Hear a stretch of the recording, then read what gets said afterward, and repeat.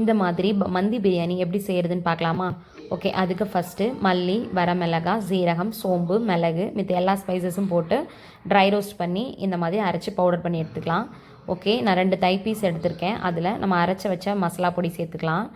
Okay, சேர்த்ததுக்கப்புறம் 1 spoon garam masala சேர்த்துக்கலாம்.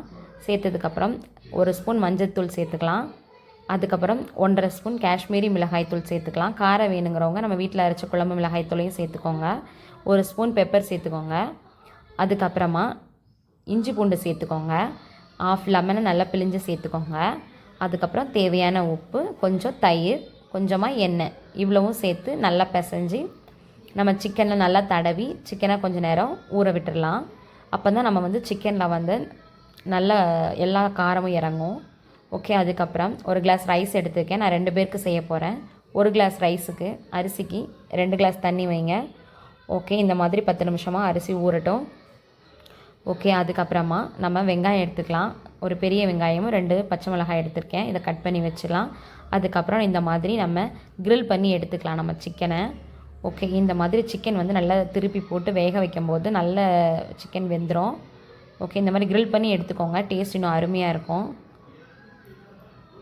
Okay, அதுக்கப்புறமா நம்ம ஒரு பாத்திரத்தில் எல்லா ஸ்பைசஸும் போட்டு அதில் கொஞ்சமாக வெங்காயம் சேர்த்துக்கலாம். வெங்காயம் பொன்னிறமாக வதங்கினதுக்கப்புறம் பச்சை மிளகாய் சேர்த்து வதக்கிக்கோங்க.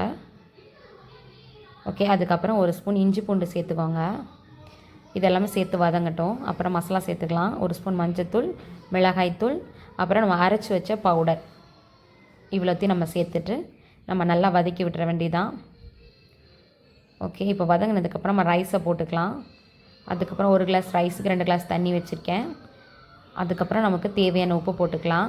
அதுக்கப்புறம் இதில் முக்கியமான இன்க்ரீடியண்ட் இந்த லெமன் தான். நம்ம ட்ரை லெமன் சேர்க்கணும் இதில். அதுக்கப்புறம் தேவையான உப்பு போட்டு நம்ம இதை கொஞ்சம் நேரம் வேக விட்டுடலாம் ரைஸை. ஓகே, அதுக்கப்புறம் நம்ம தம் போட்டு நம்ம அந்த ரைஸ் கரெக்டான பதத்தில் வேகணும். ஸோ அந்த மாதிரி நம்ம தம் போட்டு வச்சிடலாம். ஓகே, நம்ம நெய்யில் முந்திரி, பாதாம் எல்லாத்தையும் பொரித்து எடுத்து வச்சுக்கலாம். ஓகே, இப்போது நல்லா ரைஸ் வெந்துருச்சு. இப்போ கிரில் சிக்கனை நம்ம எடுத்து வச்சுக்கலாம். ஓகே, அவ்வளோதான். அப்புறம் பொரித்த பாதாம் முந்திரியை போட்டுட்டு அதில் கொஞ்சமாக வெங்காயம் இந்த மாதிரி எண்ணெயில் பொரித்து வச்சுருக்கேன், அதையும் போட்டுக்கோங்க. சுவையான மந்தி தயார்.